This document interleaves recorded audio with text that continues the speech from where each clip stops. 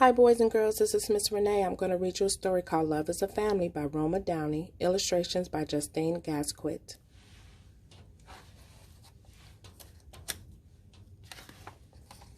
I want a real family, said Lily, slamming the screen door shut behind her.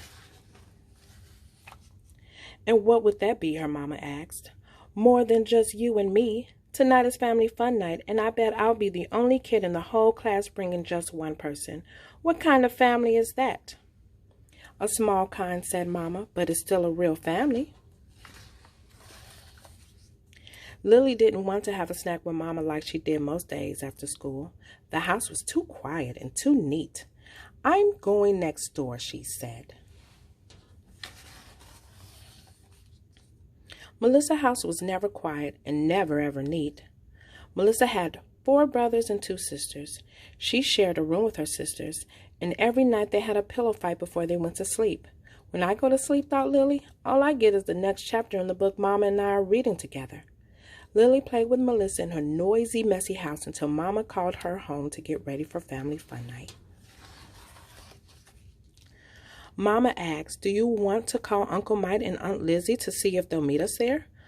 Uncles and aunts don't count, Lily told her. Sometimes I wish I had sisters or a dad who lived with me, or at least a brother or something.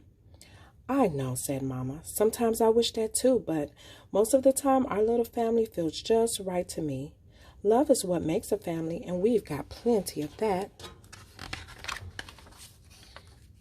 Lily knew it was true. Even so, her lonely feeling wouldn't go away. She kept worrying about how they'll be the weirdest family at fun night. As it turned out, they weren't.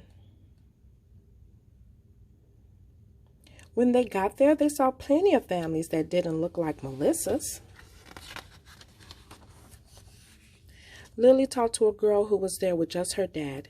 She came back and whispered to Mama, Remy's mom died, and she has no brothers or sisters, so it's just the 2 of them. That's how I grew up too, said Mama. Lily had forgotten about that. It felt weird to think of her mom as a little girl. But how could your dad brush your hair and make it pretty, she asked. Did he know how to braid or get the barrettes even on both sides?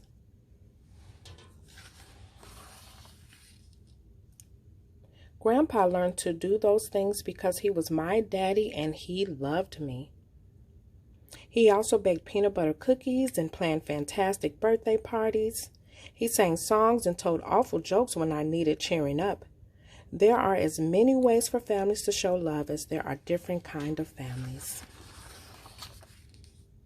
Lily pointed to a girl in her class. Like Tamika, her mom and dad showed love by adopting her and getting her a puppy and freezing that big wad of gum out of her hair with ice cubes instead of making her cut it. Mama laughed. How about Josh and Tony across the street? They don't have parents now, but they have grandparents who pop popcorn for scary movies, rescue balls from the roof, pull splinters out of dirty fingers, catch lightning bugs. I call that a family. At Family Fun Night, they saw families with stepdads and stepmoms and half-sisters and half-brothers. There were single moms and single dads and families made of different colors of skin. Everyone was laughing and showing their love by being together.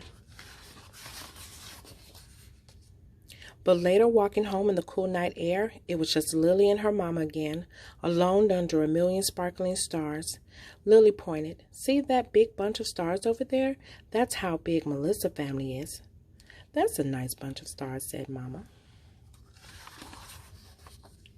Yeah, but look at those 2 pretty stars twinkling together over there, Lily said, smiling. They're like us. They're shining just as brightly. Mama, someday you'll be old and I'll be grown up, said Lily. And do you know who will brush your hair then? It will be me. And I'll braid your hair for you, and I'll make sure the barrettes are even on both sides, because you and I will always be a family and will always have love. Mama squeezed Lily's hand. And those two stars shine like the brightest diamonds. The end.